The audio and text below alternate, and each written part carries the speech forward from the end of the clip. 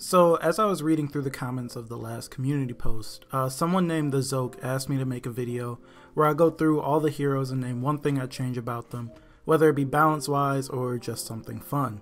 And after reading that, I found out that I'd actually enjoy making that video. But rather than going through each hero in the game in one video, I'm going to split it up into two, just so that it isn't too long and so I don't have to drag this topic on for 4 videos. So Zoke, thank you for the suggestion.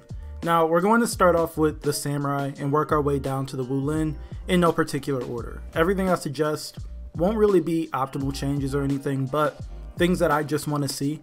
And we'll start off with the Orochi. I like Orochi. I think he's a pretty fun hero to use in duels, and I think he's just a cool looking hero. Orochi is supposed to be a counterattacker, and he does that relatively well, but if there was one thing I had to add to Orochi, it would be some sort of unblockable, either a bash or an actual attack, just so he has more options against a turtle, and he'd be a little more useful in team fights.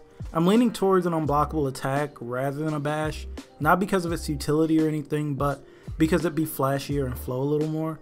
Plus, I don't want every hero in this game to have some sort of bash with confirmed damage. I'd make all of his top heavy finishers unblockable like Wardens, but let Orochi cancel the unblockable with a dash rather than with another attack, so that he could deflect players who try to poke him out, or catch dodgers with a dashing light, or target switch to catch someone off guard, or even punish an external attacker with a Riptide Strike or something. Does an unblockable really fit an assassin? It really depends on who you ask, but Berserker and Shaman have them, so I wouldn't mind Orochi getting one either. I think it would give Orochi more options, give him a kit that flows a little more, and be really satisfying and fun to use, as it gives you more chances to style on your opponent. Alright, on to Kensei. So before I said that I think Kensei is almost perfect, and I stand by that. I still think that he's just a really well designed character in almost every way, and I think Yubi did such an excellent job with his rework. I think Kensei is the most complete hero in For Honor, although he's not perfect. There's 2 things that sort of confuse me when it comes to Kensei. His guard break punish without a wall is 25 damage, and his neutral side lights are really weak in terms of both speed and damage. The guard break punish is sort of understandable with all his mix-ups, but the side lights make no sense at all. If a side light is going to be that slow, it needs to do like 16 or 17 damage, or maybe not bounce on block. I'm not sure if I'd make all his lights 500 milliseconds, because I really don't want every hero in this game to have, tri-directional 500 millisecond lights. So I'm fine with having one side be that fast. I'd probably just opt for increasing the damage on his side lights though. He's already really good in team fights and can hold his own in a 1v1, so I wouldn't want to change too much about him. Next is Shigoki. I've been using him a bit more recently, and it's been an eye-opening experience. As I've been playing him, I've realized how deep and complex his moveset of 2 chains actually is. Now, there's a lot I'd change up about Shigoki. Give him more chains, let him feign his charge heavy much later, and remove that super armor and the damage penalty when it's down. But one thing I've been seeing tossed around is, rather than scrap his super armor altogether, tie it to some sort of manual activation, and I think that's a great idea. Go into full block or something and charge your super armor. I'm not sure if I would put it on some sort of timer yet, because that would just encourage the enemy to turtle up until it's gone. I like the idea of keeping Shigoki tanky because, look at him. I just don't like the way super armor is in its current state, and think that by giving it manual activation, it wouldn't be as annoying. Okay, so Shinobi, everything I've talked about so far in this video has been some sort of buff, and Shinobi is going to be the first hero I just outright nerfed for my suggestion. A couple videos ago I said that I think Shinobi is the worst hero in the game, and of course I meant that in terms of gameplay, not how viable he is. And the reason I say that is because his playstyle is just really annoying to me. I think his damage is a little too high in almost every area, he's too safe, his deflect does insane damage and can be done off luck since it doesn't require an input, and he controls the pace of the fight. Not to mention his slide is really annoying to fight against in duels or 1v1s, and if there was one thing I could change, it would definitely be the slide. Don't allow it to guarantee any damage whatsoever, and I'm happy. It's a crowd control move and it's useful in 4s, so I don't want it to be worthless, but if you remove his ability to follow it up, it won't be abused in 1s. If I'm not going to use a cop-out answer though, I'd remove the guaranteed light follow-up off of heavy and give his double lights the same damage as Wardens, which I think is 18 damage. The glass cannon excuse doesn't really work anymore, so his damage doesn't need to be that high, even though I know his moveset isn't too deep. Orochi for some reason is still controversial, and it's because he's fast, but I still think he's a weak hero. I think it's just mean that you can back dodge away from his finishers, and in team fights he provides pretty much nothing, as you can just shove him to the side and block anything he can do. That is, if he does anything other than try and guard break.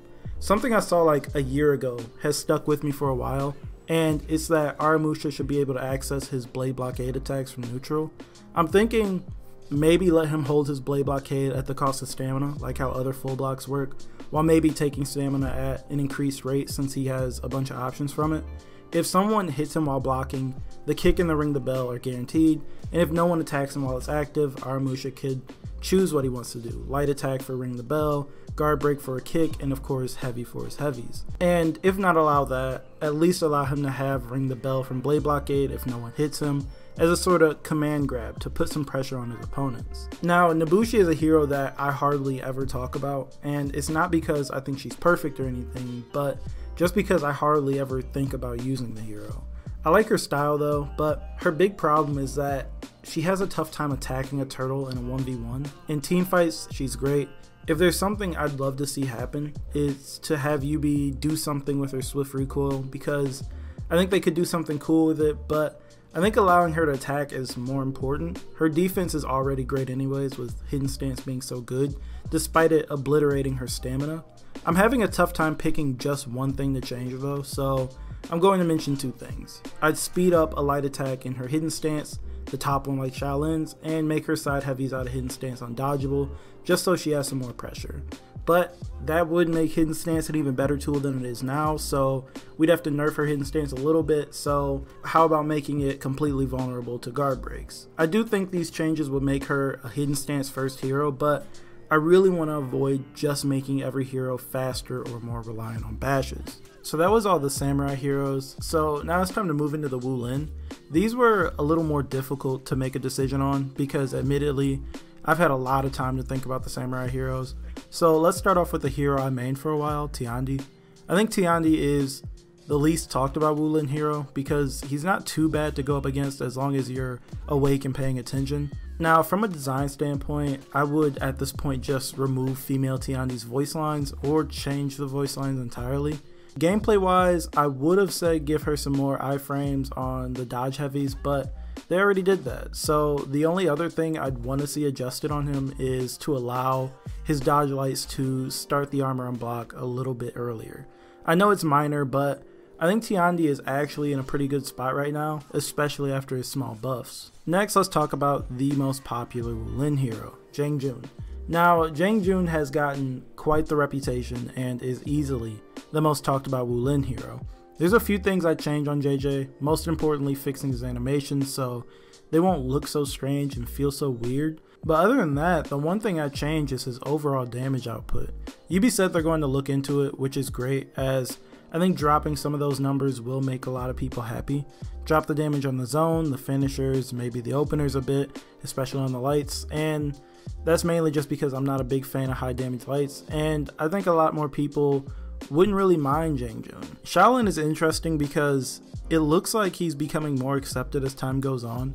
Again, Yubi has said that they're looking into nerfing his damage as he does a tad too much, so if we're not looking at damage, one of the only things I get rid of on Shaolin is his teleport.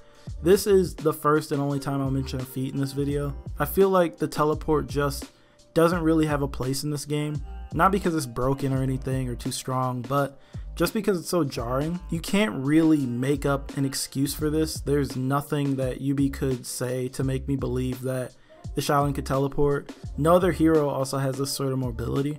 I don't really care that it can sneak up on me or catch me off guard either. It's more of a design decision than anything else because, again, I don't think Shaolin is too bad other than his damage. And now on to our last hero, Nusha. Nusha is another hero surrounded by controversy. On one hand, there's the people who swear she's just complete garbage, and on the other hand, there's players who swear that she's a broken light spammer because of her back-to-back 400 millisecond lights. And I see where both sides are coming from, but agree with neither.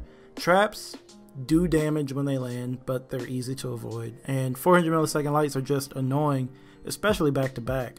And to be honest, they get the job done. Honestly, if I had to choose one to work on, it would be changing her light chain a bit so that it isn't so frustrating to go up against and making the matchup a little more fun. Again, either make one side 400 milliseconds or make one side 500 milliseconds with increased damage, or add some sort of property, just so it isn't so boring and spammy and there aren't as many sides to guard. If it wasn't a gameplay decision though, I'd love for her to stop showing up on my main menu every time I load the game up. I'm always so tempted to start leveling her up just because she looks so bland on my screen because I don't have any levels put into her, and honestly she shows up at least 50% of the time. Anyways, that's all I've got for this video. Looking at all of these, I know that they make the game a lot more offensive and a lot faster, and here's the crazy part, that's not even really the game I want it to be, it's just what I think is best for the game. As for the Vortiger leaks, I won't be showing them on this channel. I try not to show, the more direct leaks on this channel. So I'll wait until the official reveal, which is only 2 days away. Anyways, I do want to hear from you guys, so talk to me down in the comments about anything I talked about in this video. And as always, if you agree with me or just like the video, feel free to leave a like, sub, and I'll talk to you guys in the next video.